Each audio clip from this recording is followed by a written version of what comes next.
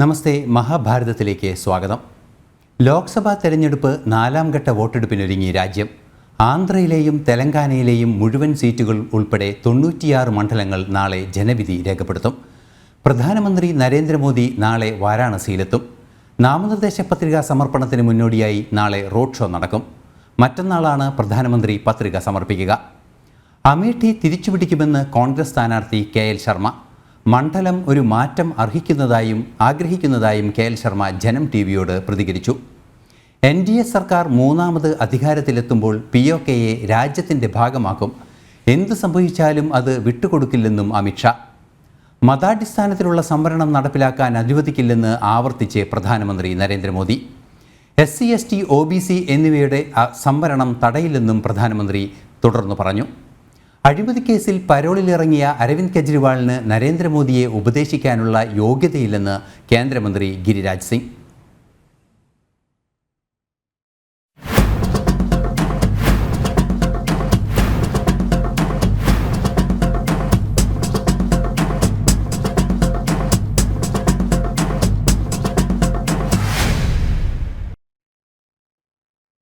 പ്രധാനമന്ത്രി നരേന്ദ്രമോദി നാളെ വാരാണസിയിലെത്തും.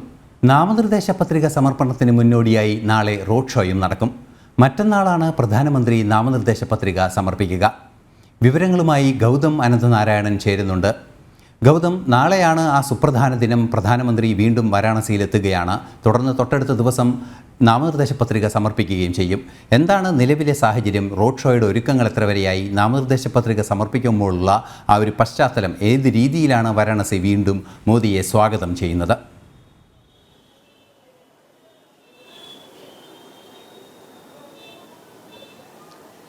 ഐസൻ, നാളെ ഉച്ചയോടുകൂടി പ്രധാനമന്ത്രി നരേന്ദ്രമോദി വാരാണസിയിലേക്ക് എത്തും. അദ്ദേഹം 3ാം ഊഴത്തിലും ദേശീയ തലത്തിലേക്ക് അല്ലെങ്കിൽ ലോക്സഭയിലേക്ക് പ്രതിനിധാനം ചെയ്യാൻ ലക്ഷ്യമിടുന്നത് വാരാണസി മണ്ഡലത്തിലാണ്. അതിനാൽ 14ാം തീയതി ചൊവ്വാഴ്ചയാണ് അദ്ദേഹം പത്രിക സമർപ്പിക്കുന്നത്. ഇതിന് മുന്നോടിയായി നാളെ പടുകൂറ്റൻ റോഡ് ഷോ വാരണാസിയിൽ നടക്കുന്നു എന്നതാണ് ശ്രദ്ധേയമാകുന്നത്. അദ്ദേഹം ഓരോ തെരഞ്ഞെടുപ്പ് കാലത്തും വാരണാസിയിൽ വലിയ റോഡ് ഷോ നടത്താറുണ്ട്. മുഴുവൻ ജനങ്ങളെയും കാണുക, അവരുടെ ആശീർവാദം ഏറ്റുവാങ്ങുക എന്ന ലക്ഷ്യത്തോടു കൂടിയാണ് ഇത്തരം റോഡ് ഷോകൾ പ്രധാനമന്ത്രി വാരണാസിയിലും മറ്റ് പ്രധാനപ്പെട്ട നഗരങ്ങളിലും ഗ്രാമങ്ങളിലുമൊക്കെ അദ്ദേഹം റോഡ് ഷോ ഈ തെരഞ്ഞെടുപ്പ് കാലത്തും മുൻപുമൊക്കെ നടത്തുന്നുണ്ട്. ഏതായാലും നാളെ അദ്ദേഹം 4 കിലോമീറ്റർ റോഡ് ഷോയാണ് ഈ കാശി നഗരത്തിനകത്ത് നടത്തുന്നത്. അതിനുവേണ്ട ഒരുക്കങ്ങളെല്ലാം പൂർത്തിയായിക്കൊണ്ടിരിക്കുകയാണ്. മറ്റന്നാൾ ഉച്ചയ്ക്കാണ് പ്രധാനമന്ത്രി നാമനിർദ്ദേശ പത്രിക സമർപ്പിക്കുന്നത്.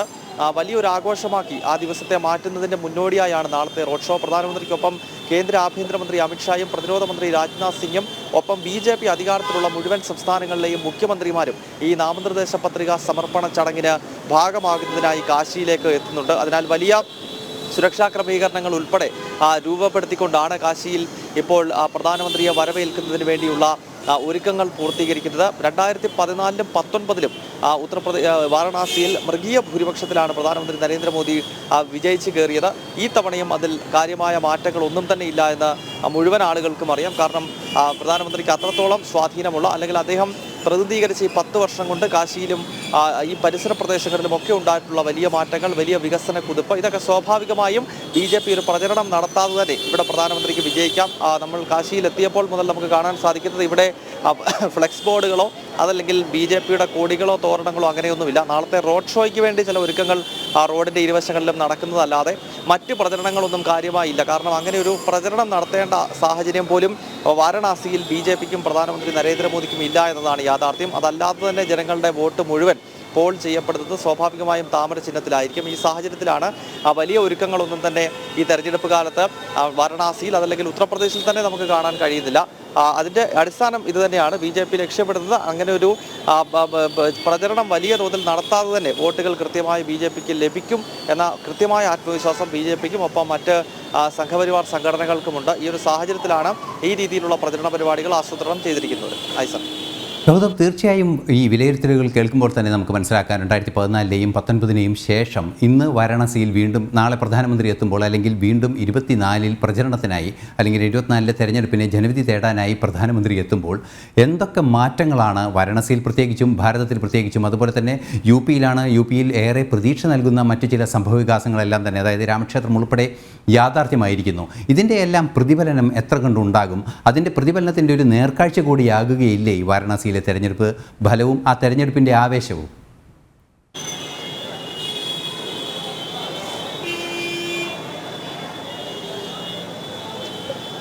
ഐസൻ അത് തന്നെയാണ്. അതായത് ലോക്സഭാ തെരഞ്ഞെടുപ്പിൽ BJP ഏറ്റവും അധികം സീറ്റുകൾ ലക്ഷ്യമിടുന്ന സംസ്ഥാനങ്ങളിലൊന്ന് ഉത്തർപ്രദേശ് തന്നെയാണ്. 2014-ലും 19-ലും BJPയുടെ ദേശീയ തലത്തിലെ മുന്നേറ്റങ്ങൾക്ക് വഴിവെച്ചത് UP-യിൽ നടത്തിയിട്ടുള്ള കുതിപ്പ് തന്നെയാണ് എന്ന കാര്യത്തിൽ സംശയമില്ല. UP-യിൽ രണ്ട് പ്രധാനപ്പെട്ട ഫാക്ടറുകൾ BJPക്ക് വോട്ടായി മാറുന്നു. ഒന്ന്, പ്രധാനമന്ത്രി നരേന്ദ്രമോദിയുടെ പ്രതിച്ഛായ. ദേശീയ തലത്തിൽ അദ്ദേഹം 2014 മുതൽ അധികാരമേറ്റതോടുകൂടി രാജ്യത്ത് വന്നിട്ടുള്ള വലിയ മാറ്റങ്ങൾ, അത് ദേശീയ വിഷയങ്ങൾ. ഐസൻ ചൂണ്ടിക്കാണിച്ചതുപോലെ അയോധ്യയിലെ രാമക്ഷേത്രത്തിൻ്റെ നിർമ്മാണമാണെങ്കിലും ജമ്മു കശ്മീരിൻ്റെ പ്രത്യേക അധികാരം മരവിപ്പിച്ചതാണെങ്കിലും അത്തരം ദേശീയ വിഷയങ്ങൾ ഒരു ഭാഗത്ത്, വികസന നേട്ടങ്ങൾ മറുഭാഗത്ത്. അങ്ങനെ പ്രധാനമന്ത്രി നരേന്ദ്രമോദിയുടെ പ്രതിച്ഛായക്കൊപ്പമാണ് ഉത്തർപ്രദേശിൽ മുഖ്യമന്ത്രി യോഗി ആദിത്യനാഥിനുള്ള പ്രതിച്ഛായ. അത് പ്രത്യേകം എടുത്തു പറയേണ്ടതാണ്. ഉത്തർപ്രദേശിൽ മുൻപ് ഒരു മുഖ്യമന്ത്രിമാർക്കും ലഭിക്കാത്ത സ്വീകാര്യത യോഗി ആദിത്യനാഥിനുണ്ട് എന്നത് ഒരു വസ്തുതയാണ്. നമ്മളത് കഴിഞ്ഞ UP നിയമസഭാ തെരഞ്ഞെടുപ്പിൽ കണ്ടിരുന്നു.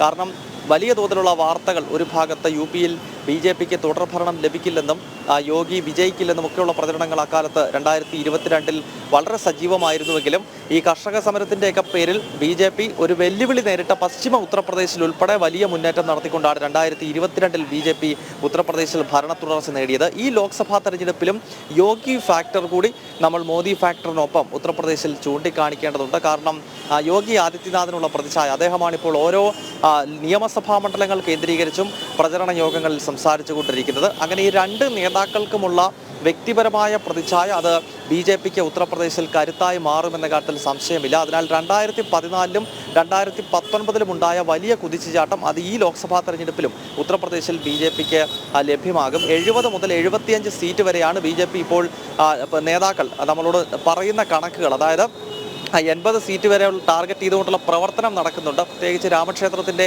പ്രാണപ്രതിഷ്ഠയ്ക്ക് ശേഷം നടക്കുന്ന ആദ്യത്തെ തെരഞ്ഞെടുപ്പാണ്. അതിനാൽ 80 എന്ന ടാർഗറ്റാണ് BJPക്കുള്ളത്. പക്ഷേ 70 വരെയുള്ള 70-നും 75-നും ഇടയിൽ ഒരു നമ്പർ തീർച്ചയായും തങ്ങൾക്ക് ലഭിക്കും എന്ന കൃത്യമായ ആത്മവിശ്വാസത്തോടെ ചിട്ടയോടുകൂടിയുള്ള പ്രവർത്തനമാണ് UP-യിൽ നടക്കുന്നത്. തീർച്ചയായും ഗൗതം, ഏറെ പ്രതീക്ഷയോടെയാണ് BJP ഈ വാരാണസിയിലെ തെരഞ്ഞെടുപ്പിനെ കാണുന്നത്. തീർച്ചയായും നരേന്ദ്രമോദി നാളെ എത്തുന്നതോടുകൂടി ആ ആവേശത്തിന് കൂടുതൽ ശക്തി ഉണ്ടാകും. തുടർന്ന് നാമനിർദ്ദേശ പത്രിക സമർപ്പിക്കുന്നതോടുകൂടി ആ ശക്തി പൂർണ്ണതയിലെത്തുമെന്ന് തന്നെയാണ് ഗൗതം റിപ്പോർട്ട് ചെയ്യുന്നത്. ഇനി അടുത്ത വാർത്തയിലേക്കാണ്. ലോക്സഭാ തെരഞ്ഞെടുപ്പിൻ്റെ 4ാം ഘട്ട വോട്ടെടുപ്പിനൊരുങ്ങി രാജ്യം. ആന്ധ്രാപ്രദേശിലെയും തെലങ്കാനയിലെയും മുഴുവൻ സീറ്റുകൾ ഉൾപ്പെടെ 96 മണ്ഡലങ്ങൾ നാളെ ജനവിധി രേഖപ്പെടുത്തും. 96-ൽ 49-ഉം BJP NDA സഖ്യത്തിന് സിറ്റിംഗ് സീറ്റുകളാണ്. അതേസമയം ഒഡീഷ നിയമസഭാ തെരഞ്ഞെടുപ്പിൻ്റെ ആദ്യഘട്ടവും ആന്ധ്ര നിയമസഭയിലെ മുഴുവൻ മണ്ഡലങ്ങളിലെ വോട്ടെടുപ്പും നാളെ നടക്കും. 9 സംസ്ഥാനങ്ങളിലും ഒരു കേന്ദ്രഭരണ പ്രദേശത്തിലുമായി 96 മണ്ഡലങ്ങളാണ് നാളെ 4ാം ഘട്ടത്തിൽ പോളിംഗ് ബൂത്തിലെത്തുന്നത്. വോട്ടെടുപ്പിനുള്ള ക്രമീകരണങ്ങൾ അവസാന ഘട്ടത്തിലാണെന്ന് തെരഞ്ഞെടുപ്പ് കമ്മീഷൻ അറിയിച്ചു. തെലങ്കാനയിലെ ആകെ 17 മണ്ഡലങ്ങളും ആന്ധ്രയിലെ 25 മണ്ഡലങ്ങളും നാളെ ജനവിധി രേഖപ്പെടുത്തും. ബംഗാളിലെ 8-ഉം ബീഹാറിലെ 5-ഉം ഒഡീഷയിലെയും ജാർഖണ്ഡിലെയും 4 വീതം മണ്ഡലങ്ങളും 4ാം ഘട്ടത്തിൽ പോളിംഗ് ബൂത്തിലെത്തും. ഉത്തർപ്രദേശിലെ 13 മണ്ഡലങ്ങളിലാണ് വോട്ടെടുപ്പ്. ഇതിൽ 10 മണ്ഡലങ്ങളും BJPയുടെ കൈവശമുള്ള സീറ്റുകളാണ്. ആകെ വോട്ടെടുപ്പ് നടക്കുന്ന 96 മണ്ഡലങ്ങളിൽ 42 എണ്ണം BJPയുടെയും 7 എണ്ണം NDA സഖ്യത്തിന്റെയും സിറ്റിംഗ് സീറ്റുകളാണ്. 6 മണ്ഡലങ്ങൾ മാത്രമാണ് കോൺഗ്രസിന്റെ സിറ്റിംഗ് സീറ്റുകൾ. ബീഹാറിൽ ബഗുസരായിൽ കേന്ദ്രമന്ത്രി ഗിരിരാജ് സിംഗ്, UP-യിൽ കനൌജിൽ അഖിലേഷ് യാദവ്, സെക്കന്ദരാബാദിൽ കേന്ദ്രമന്ത്രി കിഷൻ റെഡ്ഡി, ബംഗാളിൽ കോൺഗ്രസ് ലോക്സഭാ കക്ഷി നേതാവ് അധിർ രഞ്ജൻ ചൌധരി, തൃണമൂൽ കോൺഗ്രസ് നേതാവ് മഹുവ മൊയ്ത്ര തുടങ്ങിയവരാണ് 4ാം ഘട്ടത്തിൽ ജനവിധി തേടുന്ന പ്രമുഖർ. ജനം, ഡൽഹി. അമേഠി ഇത്തവണ തിരിച്ചുപിടിക്കുമെന്ന് കോൺഗ്രസ് സ്ഥാനാർത്ഥി KL ശർമ്മ. മണ്ഡലം ഒരു മാറ്റം ആഗ്രഹിക്കുന്നതായും KL ശർമ്മ ജനം TV-യോട് പ്രതികരിച്ചു. രാഹുൽ അമേഠി ഒഴിവാക്കിയതിനെക്കുറിച്ചുള്ള ചോദ്യങ്ങളോട് ശർമ്മ പ്രതികരിച്ചുമില്ല. അമേഠിയിൽ മത്സരിക്കാനാണ് സ്മൃതി ഇറാനി രാഹുലിനെ വെല്ലുവിളിച്ചത്. പക്ഷേ പരാജയ ഭയം മൂലം രാഹുൽ റായ്ബറേലിയിലേക്ക് കടന്നുകളഞ്ഞു. ഈ സാഹചര്യത്തിലാണ് സോണിയാഗാന്ധിയുടെ പഴയ മാനേജർ KL ശർമ്മയ്ക്ക് നറുക്ക് വീണത്. ഈ തവണ മണ്ഡലത്തിൽ അത്ഭുതങ്ങൾ സംഭവിക്കുമെന്നാണ് KL ശർമ്മയുടെ പ്രതികരണം. The thing is that people are ready for the change. Because we are spent 40 years in this area, we see in the eyes of the people, they are make their mind for the change. കഴിഞ്ഞ തവണ 55,000 വോട്ടുകളുടെ ഭൂരിപക്ഷത്തിലാണ് സ്മൃതി ഇറാനി രാഹുലിനെ വീഴ്ത്തിയത്. ഈ തവണ നെഹ്റു പരിവാറിന്റെ മറ്റൊരു തട്ടകമായ റായ്ബറേലി കൂടി പിടിച്ചെടുക്കുമെന്നാണ് BJPയുടെ അവകാശവാദം. ഈ മാസം 20-നാണ് അമേഠിയിലും റായ്ബറേലിയിലും വോട്ടെടുപ്പ്. KL ശർമ്മയാണ് മത്സരിക്കുന്നതെങ്കിലും പ്രിയങ്ക വാദ്രയ്ക്കാണ് അമേഠി മണ്ഡലത്തിന്റെ ചുമതല. പ്രചരണ രംഗത്ത് പ്രിയങ്ക വാദ്ര സജീവമാണ്. എന്തായാലും സ്മൃതി ഇറാനിയും പ്രിയങ്ക വാദ്രയും തമ്മിലുള്ള മത്സരമാണ് അമേഠിയിൽ ഇക്കുറി നടക്കുന്നത്. അമേഠിയിലെ കോൺഗ്രസ് ആസ്ഥാനത്ത് നിന്നും ഉണ്ണി കെ വാര്യർക്കൊപ്പം ഗൗതം അനന്തനാരായണൻ, ജനം. പാക് അധിനിവേശ കാശ്മീർ ഭാരതത്തിന്റെ അവിഭാജ്യ ഘടകമെന്ന് കേന്ദ്ര ആഭ്യന്തരമന്ത്രി അമിത്ഷാ. NDA സർക്കാർ അധികാരത്തിൽ തിരികെ എത്തുമ്പോൾ POKയെ രാജ്യത്തിന്റെ ഭാഗമാക്കും. എന്തു സംഭവിച്ചാലും അത് ആർക്കും വിട്ടുകൊടുക്കില്ലെന്നും ഭാരതത്തിനെതിരെ ബുള്ളറ്റ് കൊണ്ട് പാകിസ്ഥാൻ ആക്രമണം നടത്തിയാൽ പീരങ്കി കൊണ്ട് ഭാരതം മറുപടി പറയുമെന്നും അമിത്ഷാ പറഞ്ഞു. मणिशंकर अय्यर हमें धमकी दे रहे हैं, देश को धमकी दे रहे हैं. पाकिस्तान को सम्मान दीजिए, उनके पास एटॉमिक बॉम्ब है. कुछ दिन पहले फारूक अब्दुल्ला इंडी अलायंस के नेता कहते हैं कि पाक ऑक्यूपाई कश्मीर की बात मत करिए, पाकिस्तान के पास एटॉमिक बॉम्ब है. मैं कांग्रेस पार्टी और इंडी अलायंस वालों को कहना चाहता हूं, पाक ऑक्यूपाई कश्मीर भारत का है, इसको कोई नहीं छीन सकता, भारत से कोई नहीं.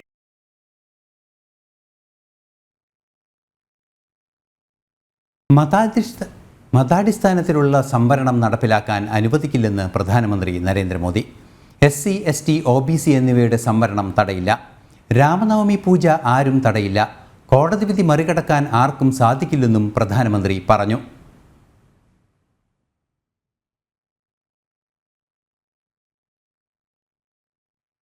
അഴിമതി കേസിൽ പരോളിലിറങ്ങിയ ആളാണ് ഇന്ന് പ്രതിപക്ഷ മുന്നണിക്ക് വേണ്ടി സംസാരിക്കുന്നതെന്ന് വിമർശിച്ച് BJP. അരവിന്ദ് കെജ്രിവാളിന് നരേന്ദ്രമോദിയെ ഉപദേശിക്കാനുള്ള യോഗ്യതയില്ലെന്നും ജനങ്ങൾ ആഗ്രഹിക്കുന്നിടത്തോളം കാലം മോദി അവരുടെ നേതാവായി തുടരുമെന്നും കേന്ദ്രമന്ത്രി ഗിരിരാജ് സിംഗ് വ്യക്തമാക്കി. മദ്യനയ അഴിമതി കേസിൽ ഇടക്കാല ജാമ്യത്തിലിറങ്ങിയ ഡൽഹി മുഖ്യമന്ത്രി അരവിന്ദ് കെജ്രിവാൾ പ്രധാനമന്ത്രി നരേന്ദ്രമോദിയെ വിമർശിച്ച പശ്ചാത്തലത്തിലാണ് കെജ്രിവാളിനും പ്രതിപക്ഷ മുന്നണിക്കുമെതിരെ BJP നേതാക്കൾ രൂക്ഷ വിമർശനമുയർത്തിയത്. അഴിമതി കേസിൽ താൽക്കാലികമായി പുറത്തിറങ്ങിയ വ്യക്തിയാണ് പ്രതിപക്ഷ മുന്നണിക്ക് വേണ്ടി സംസാരിക്കുന്നതെന്ന് കേന്ദ്രമന്ത്രിയും ബെഗുസറായിൽ BJP സ്ഥാനാർത്ഥിയുമായ ഗിരിരാജ് സിംഗ് പറഞ്ഞു. ജനങ്ങളെ കൊള്ളയടിച്ച് അഴിമതി കേസിൽ അറസ്റ്റിലായ കെജ്രിവാളിന് പ്രധാനമന്ത്രി നരേന്ദ്രമോദിയെക്കുറിച്ച് സംസാരിക്കാൻ പോലും യോഗ്യതയില്ലെന്നും ജനങ്ങൾ ആഗ്രഹിക്കുന്നിടത്തോളം കാലം മോദി അവരുടെ നേതാവായി തുടരുമെന്നും ഗിരിരാജ് സിംഗ് വ്യക്തമാക്കി. केजरीवाल डरे हुए और अभी तो जेल से पैरोल पड़ा है, बंदी है जी. और केजरीवाल नरेंद्र मोदी के एडवाइजर ना बने. देश की जनता जब तक नरेंद्र मोदी को चाहेगी देश को दिशा देंगे, भारत को विश्व गुरु बनाएंगे. 29 तक कौन कहे, 29 के बाद भी देश की जनता चाहेगी तो नरेंद्र मोदी रहेंगे. NDA സഖ്യത്തെ വെല്ലുവിളിക്കാനുള്ള ശക്തി കോൺഗ്രസിനും പ്രതിപക്ഷ മുന്നണിക്കും ഇന്ന് രാജ്യത്തില്ല എന്നത് യാഥാർത്ഥ്യമാണ്. പ്രധാനമന്ത്രിയെ താഴെയിറക്കുമെന്ന് യാഥാർത്ഥ്യബോധമില്ലാതെ രാഹുൽ ഉൾപ്പെടെയുള്ള നേതാക്കൾ പ്രഖ്യാപിക്കുന്നുണ്ടെന്നും ചില മാധ്യമങ്ങൾ അത് ആഘോഷിക്കുന്നുണ്ടെന്നും ഗിരിരാജ് സിംഗ് വിമർശിച്ചു. ജനം, ഡൽഹി. യഥാർത്ഥ മുസ്ലിം വിരുദ്ധ രാഷ്ട്രീയ പാർട്ടി കോൺഗ്രസ് എന്ന് കോണ്ട വിശ്വേശ്വര റെഡ്ഡി. തെലങ്കാനയിലെ ചേവല്ല മണ്ഡലത്തിലെ BJP സ്ഥാനാർത്ഥിയാണ് വിശ്വേശ്വര റെഡ്ഡി. 1948 പൗരത്വ നിയമപ്രകാരം പാകിസ്ഥാനിലേക്ക് പോയി തിരിച്ചുവരുന്ന ഭാരതീയരായ മുസ്ലിമുകൾക്ക് രാജ്യത്ത് പ്രവേശിക്കാൻ അനുമതി നൽകില്ല എന്ന നിലപാടായിരുന്നു കോൺഗ്രസിന്. ഹിന്ദുവിനെ ഹിന്ദുവായും മുസൽമാനെ മുസൽമാനായും കാണാൻ കഴിയുന്ന പാർട്ടിയാണ് BJP എന്നും അദ്ദേഹം ജനം TVക്ക് നൽകിയ പ്രത്യേക അഭിമുഖത്തിൽ പറഞ്ഞു. That's in July 19th, 1948, 1 year after independence, right? And in that, what did they say? All the minorities persecuted in Pakistan and Bangladesh, minorities there is Hindus, Christians and Sikhs, or Buddhists and Jains, could come to India, and they were given a permit which will translate it as citizenship. But the Congress CA, the same CA, excluded those who went from here to Pakistan and returning back to Hindustan. They were prohibited from taking permit and getting citizenship. Now, who are those people who went from Hindustan to Pakistan and wanting to return this. Aren't they not Muslims? തങ്ങൾക്ക് പണം നൽകാത്തതിനാലാണ് അദാനിയെയും അംബാനിയെയും പാർലമെന്റിൽ വിമർശിച്ചതെന്ന് കോൺഗ്രസ് നേതാവ് അധീർ രഞ്ജൻ ചൗധരി. പണം തന്നിരുന്നുവെങ്കിൽ അത്തരം ഇടപെടലുകൾ നടത്തില്ലായിരുന്നു. ഒരു മാധ്യമത്തിന് നൽകിയ അഭിമുഖത്തിലാണ് കോൺഗ്രസ് നേതാവിൻ്റെ തുറന്നു പറച്ചിൽ. नामुमकिन है, मुझ जैसे एमपी के लिए नामुमकिन है चुनाव लड़ना. एकदम एक बैग पैसे से बन जाएगा अडानी अंबानी बड़ा बड़ा नोट मिले तो एक बैग से बन जाएगा आपका चुनाव. जैसे लोग मिल जाएगी. मैं तो बीपीएल हूँ. तो आप पार्लियामेंट में तो इनको बुरा भला कहते हैं, अडानी अंबानी को सबको जरूर कहते हैं. फिर वो तो नहीं भेजेगी इसलिए कहते हैं, भेजने से चुप जाते. दादा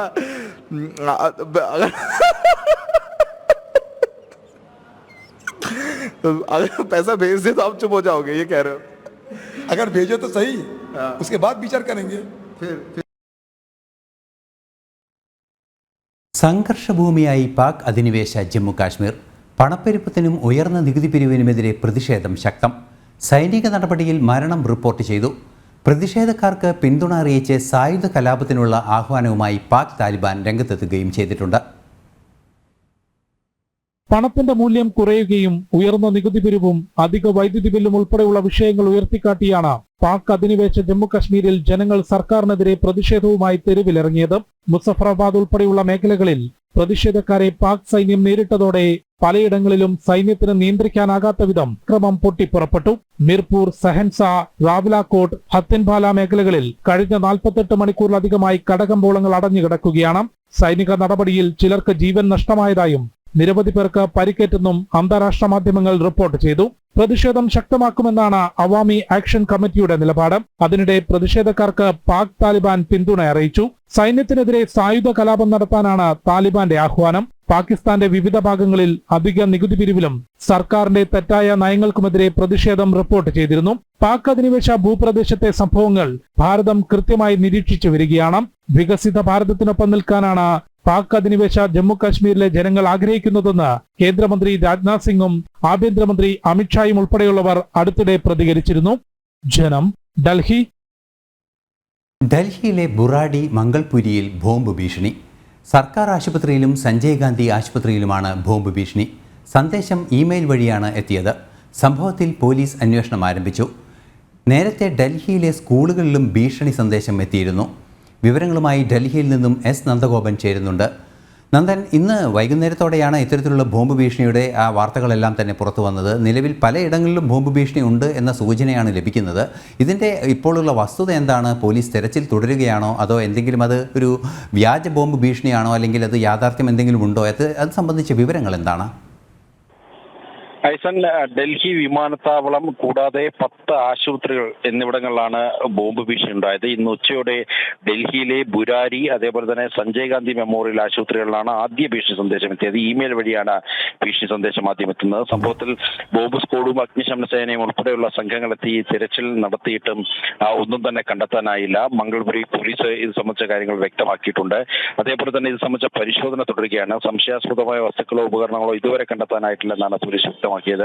ഹിന്ദു റാവു ആശുപത്രി ഉൾപ്പെടെ 8 മുതൽ 10 വരെ മറ്റ് ആശുപത്രികൾക്കും സമാനമായ ഭീഷണികൾ ഇമെയിൽ വഴി ലഭിച്ചതായിട്ട് പോലീസ് പിന്നീട് വെളിപ്പെടുത്തി. വൈകിട്ട് 6:15 ഇന്ദിരാഗാന്ധി അന്താരാഷ്ട്ര വിമാനത്താവളത്തിൽ ബോംബ് ഭീഷണിയുമായി ബന്ധപ്പെട്ട കോൾ ലഭിച്ചെന്ന് ഡൽഹി അഗ്നിശമന സേന മേധാവി വ്യക്തമാക്കി. ഞായറാഴ്ചയാണ് ഡൽഹിയിലെ അതേപോലെ തന്നെ ഗുജറാത്തിലെ അഹമ്മദാബാദിലെയും സ്കൂളുകൾക്ക് ബോംബ് ഭീഷണി ഉണ്ടായിരുന്നെങ്കിലും അത് വ്യാജ സന്ദേശമായിരുന്നു എന്ന് നേരത്തെ തിരിച്ചറിഞ്ഞിരുന്നു. കഴിഞ്ഞ ആഴ്ച സമാനമായ രീതിയിൽ ഡൽഹിയിലെ സ്കൂളുകളിൽ ബോംബ് വെച്ചിട്ടുണ്ട് എന്നുള്ള തരത്തിലുള്ള ഭീഷണികൾ ഉണ്ടായിരുന്നു. അന്ന് കുട്ടികളെ പൂർണ്ണമായും ഒഴിപ്പിച്ച് സ്കൂളുകളിലെല്ലാം തന്നെ പരിശോധന നടത്തിയെങ്കിലും അത് വ്യാജ സന്ദേശമാണെന്ന് കണ്ടെത്തിയിട്ടുണ്ടായിരുന്നു. ഏതായാലും ഇതുമായി ബന്ധപ്പെട്ട കോളുകളും അതേപോലെ തന്നെ ഇമെയിലുകളും അടക്കമെല്ലാം പോലീസ് നിരീക്ഷണത്തിലാണ്. തീർച്ചയായും നന്ദൻ, ഈ ഇമെയിലുകളും അതുപോലുള്ള സംവിധാനങ്ങളും എല്ലാം തന്നെ പോലീസ് നിരീക്ഷണത്തിലാണ്. ഇതൊരു റിപ്പീറ്റഡ് ആയ, അതായത് കഴിഞ്ഞ തവണ ഉണ്ടായ സമാനമായ ഒരു പല സ്ഥലങ്ങളിലും ബോംബ് ഭീഷണി നടത്തിയ ഒരു സാഹചര്യം കൂടിയാണ്. ഇതിൻ്റെ പിന്നിൽ എന്തെങ്കിലും ഒരു സൂചന ഇതുവരെ ലഭിച്ചിട്ടുണ്ടോ? ഈ ഇമെയിൽ സന്ദേശങ്ങളെ സംബന്ധിച്ച് ട്രാക്ക് ചെയ്യുന്നതിനൊക്കെ സാധിച്ചിട്ടുണ്ടോ, അതോ അത് ഭാരതത്തിന് പുറത്തു നിന്നാണോ ഈ ഇമെയിൽ സന്ദേശങ്ങൾ വന്നത്? അത്തരത്തിലുള്ള എന്തെങ്കിലും വിവരങ്ങൾ ഈ പോലീസിൻ്റെ ഭാഗത്തു നിന്ന് ഔദ്യോഗികമായോ അനൗദ്യോഗികമായോ നമുക്ക് ലഭിക്കുന്നുണ്ടോ? അത്തരം വിവരങ്ങളൊന്നും തന്നെ ലഭിക്കുന്നില്ല. ഇമെയിൽ സന്ദേശം എവിടുന്നാണെന്നും അതിന്റെ ഉത്ഭവം എവിടുന്നാണെന്നും പോലീസ് അന്വേഷിച്ചു തുടങ്ങിയിട്ടുണ്ട്. ഏതെങ്കിലും തരത്തിലുള്ള തീവ്രവാദ സംഘടനകൾക്ക് ഇതിൽ ബന്ധമുണ്ടോ എന്നാണ് പ്രധാനമായും പോലീസ് അന്വേഷിക്കുന്നത്. ഏതായാലും നിലവിൽ ഇതൊരു വ്യാജ സന്ദേശമാണ് എന്നുള്ള കാര്യം തിരിച്ചറിഞ്ഞിട്ടുണ്ട്. ഇനി ഈ വ്യാജ സന്ദേശം അയച്ച വ്യക്തി അല്ലെങ്കിൽ സംഘടന ഇത് കണ്ടുപിടിക്കുകയാണ് പോലീസിന്റെ ലക്ഷ്യം. നേരത്തെ ഡൽഹിയിലെ സ്കൂളുകളിൽ ബോംബ് ഭീഷണിയുമായി ബന്ധപ്പെട്ട ശരി നന്ദഗോപൻ, വിശദാംശങ്ങൾ ലഭ്യമാക്കിയതിന്. ഇനി തൊട്ടടുത്ത അടുത്തൊരു മനോഹരമായ ഏറെ സന്തോഷം നൽകുന്നൊരു വാർത്തയിലേക്കാണ്. ഭാരതീയർ വർഷം മുഴുവനും അമ്മയെ ആരാധിക്കുന്നവരാണെന്ന് പ്രധാനമന്ത്രി നരേന്ദ്രമോദി. മാതൃദിനത്തോടനുബന്ധിച്ച് പശ്ചിമ ബംഗാൾ ഹുഗ്ലിയിലെ 2 യുവാക്കൾ അമ്മ ഹീരാബെൻ പട്ടേലിൻ്റെ ഛായാചിത്രം വരച്ചത് പ്രധാനമന്ത്രി ഏറ്റുവാങ്ങി. പാശ്ചാത്യ ജനത ഈ ദിനം മാതൃദിനമായി ആഘോഷിക്കുമ്പോൾ ഭാരതത്തിൽ എല്ലാ ദിവസവും അമ്മയെയും ദുർഗയെയും കാളിയെയും ഭാരതമാതാവിനെയും ആരാധിക്കുന്നുവെന്നും പ്രധാനമന്ത്രി പറഞ്ഞു. അമ്മ ഹീരാബെൻ പട്ടേലും നരേന്ദ്രമോദിയും ചേർന്നുള്ള ഛായാചിത്രം കണ്ടതോടെ പ്രധാനമന്ത്രി ആഹ്ലാദഭരിതനായി. ഇന്ന് പാശ്ചാത്യർ മാതൃദിനം ആചരിക്കുമ്പോൾ ഭാരതീയർ വർഷം മുഴുവനും അമ്മയെ ആരാധിക്കുന്നുവെന്നും പ്രധാനമന്ത്രി പറഞ്ഞു. हम भारत के लोग तो 365 दिन माँ की भी पूजा करते हैं, दुर्गा माँ की भी पूजा करते हैं, काली माँ की भी पूजा करते हैं और भारत माता की भी पूजा करते हैं. मैं एसपीजी के लोगों को कहूंगा, ये 2 सज्जन जो बना के लाए, आप पीछे अपना नाम पता लिख लेना. मैं जरूर आपको चिट्ठी भेजने का प्रयास करूंगा. ये दोनों मेरी माँ की तस्वीर बना के लाए हैं. आप दोनों का मेरी तरफ से बहुत बहुत धन्यवाद. യുവാക്കൾ വരച്ചുകൊണ്ടുവന്ന ചിത്രങ്ങൾ പ്രധാനമന്ത്രി ഏറ്റുവാങ്ങി. മനോഹര ചിത്രം സമ്മാനിച്ച യുവാക്കൾക്ക് കത്തെഴുതുമെന്നും പ്രധാനമന്ത്രി പറഞ്ഞു.